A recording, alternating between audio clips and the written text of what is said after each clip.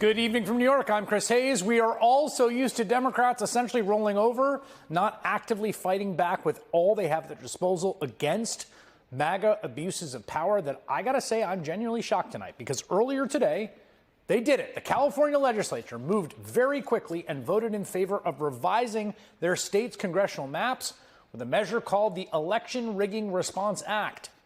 The vote came in response to the power grab by Texas Republicans ordered by Donald Trump to gerrymander their state mid-decade, which is never done. It's only been done once before by Republicans once before, and add in 5 new Republican-leaning districts, a fact California Democrats were very plain about today. We can't just fight what is happening right now with thoughts and prayers and values and principles. We must fight this urgent fight, and I'm sorry we don't have more time. I wish we had more time, but time is up. Texas has taken its action, and California will stand up for the people of California, and we will hold this election on November 4th, 2025, and I am telling every eligible registered voter in this state to make sure that you get that ballot and you vote your ballot and you make sure your voice is heard. Over the past few weeks, California Governor Gavin Newsom has been talking a very big game. He's been trolling Trump on social media, promising to respond in kind if Texas lawmakers went through with their brazen plan. They actually did it. The Election Rigging Response Act passed the state assembly earlier today, was passed quickly by the state Senate on an expedited schedule. Then less than an hour ago, Governor came down and signed the bill at an event in Sacramento and laid out the stakes. He's trying to rig the election. He's trying to set up the conditions where he can claim that the elections were not won fair and square. Open your eyes to what is going on in the United States of America in 2025. That's what this is about. We're responding what occurred in Texas. We're neutralizing what occurred, and we're giving the American people a fair chance. Because when all things are equal, and we're all playing by the same set of rules, there's no question that the Republican Party will be the minority party in the House of Representatives next year. Now, the California maps, unlike that Texas gerrymander, will go to the voters in a special election this November. California voters will have the final say on whether these maps go into effect for as long as Texas or any other red state used their rig maps. Isaac Bryan's a Democratic member of the California State Assembly, serves as vice chair of the California Legislative Black Caucus, and he joins me now. Representative, what were the conversations like in the State House about the urgency here and the need to move as quickly as both houses managed to move just over the last few days? I think we recognize this moment, right? California has a responsibility not just to itself, but to this entire country. And when the President of the United States reaches down into Texas and takes 5 seats that belong to the people and transfers that power to himself, we've got to move with that same intensity, that same urgency, and that's what we did today. One of the things that's interesting to me here is the difference that I just highlighted, which is that in Texas, you have a very gerrymandered state legislature, we should say. It's a Republican state. There will be Republican majorities either way, but a very gerrymandered state legislature, gerrymandering the congressional district with zero Democratic input other than their own election. In this case, because of the way the law works in California and because voters asking for these independent commissions, there will be some kind of Democratic legitimacy, I think, that the Texas is lacking insofar as the voters of your state are going to have to ratify this move. Absolutely. Politicians can't draw maps in California and approve them on our own. We believe in the power of the vote. We believe in the power of the people of California. That's who's ultimately going to make this decision. I'm ashamed for Texas. I was born in Texas, and the maps we're seeing out of there are the most segregated maps that state has had in 3 generations. The voice of Latinos in Texas is now 1/3 that of white voters. The voice of black voters in Texas is now 1/5 that of white voters in Texas. It's shameful. We deserve better. The country deserves better. California is going to do our part to correct that balance. Was there dissension? Was this a hard conversation? Sometimes moving quickly on something. I mean, it is a political risk. You're all spending political capital. This is going to go to the voters.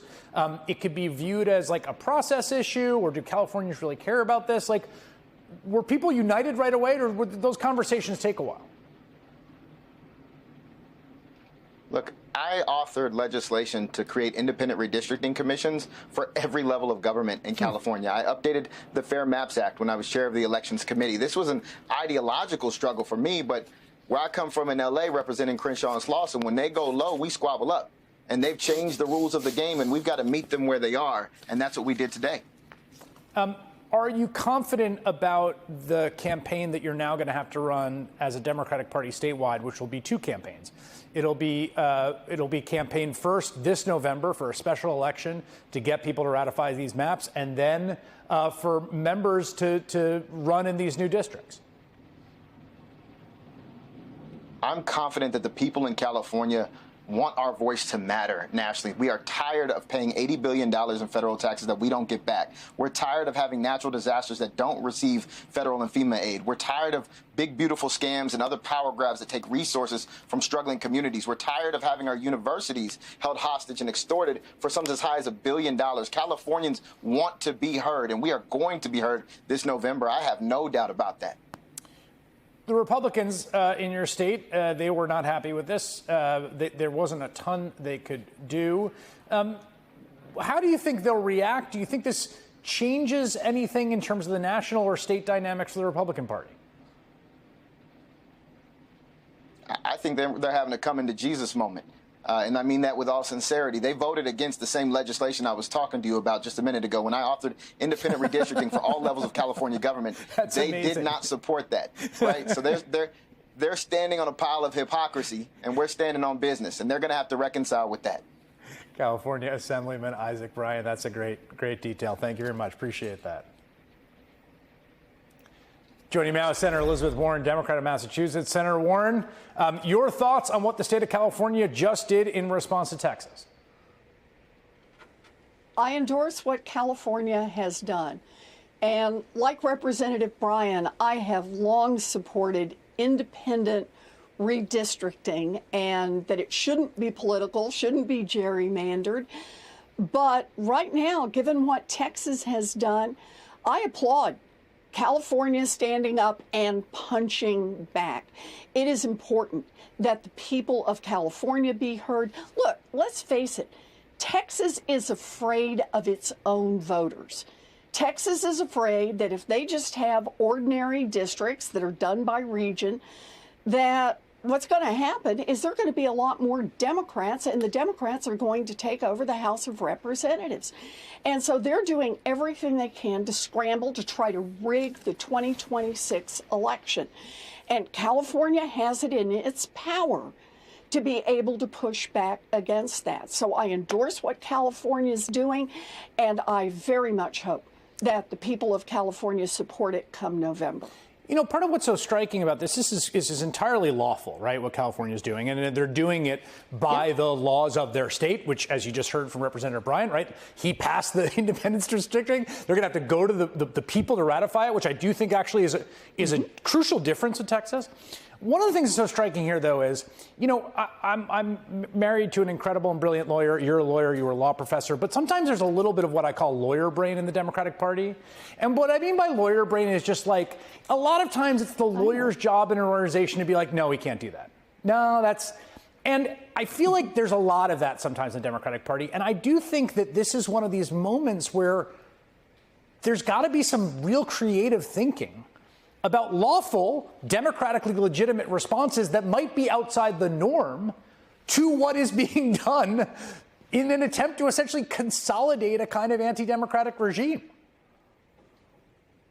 Yeah, well, that's the real point here, isn't it, Chris? We can't live in a world anymore where we pretend that everybody's playing by the same set of rules, when it's very clear that the Republicans, who are not supported by the majority of people in this country, that those Republicans are determined to rig every rule they can, to break laws, to ignore laws, in order to be able to seize power and to hang on to it. As Democrats, we have a responsibility to fight back and fight back hard. And that's what I love about what California is doing. And you know, I think you could tell I think it's the right thing to do as well. It's also at the same time, you know, it is, we should be clear here about what I think the Supreme Court and particularly Chief Justice Roberts' court, in what they've done to the Voting Rights Act, in the actions they've taken in a variety of cases, including Rucho, which allowed partisan gerrymandering, have uncorked upon the nation, which I think is really not a suboptimal outcome that we find ourselves in. Yeah. Well, you know, it's a little like what we've watched with money. With Citizens United. That's a great point. Right? Yeah. And I like the word you picked about uncorked. And everybody kind of said, ooh, that looks like that could be a bad thing when money starts flooding the system. And, oh, my gosh, what we've seen happen now, where a presidential election, the price of it evidently is what, about $250 million that you just buy the person you want for president of the United States and buy the senators and representatives that you want. And the same kind of thing happens when we don't enforce voting laws to make sure that everyone's voice is heard. And let's remind everyone, when you're talking about the points here about law, that's all Democrats are pushing for. We don't want any special advantage. What we want is to make sure that everyone's voice is heard. And if Texas is determined to suppress the votes, in effect, of Latino voters, if it is determined to suppress the votes of black voters, then by golly, we got to find other ways within the law to push back against that. And that's what California is doing. Yeah, and that is an astute point about super PACs and Citizens United, which is the sort of holding the two things together, which I think most Democrats do, which is that Citizens United was wrongly decided. Super PACs and unlimited spending are a disaster. And it would be utterly insane not to use a super PAC when you're running for president, because you can't essentially unilaterally disarm if those are the conditions of rules that have been set for Democratic competition. That's right. But the one thing I want to remind everyone is when the Democrats get in power again, and we will, we've got to change the rules. We've got to change the rules on the impact of money in politics, and we've got to pass the Voting Rights Act again and make sure that there is true protection so that every voter in this country gets heard with his or her vote.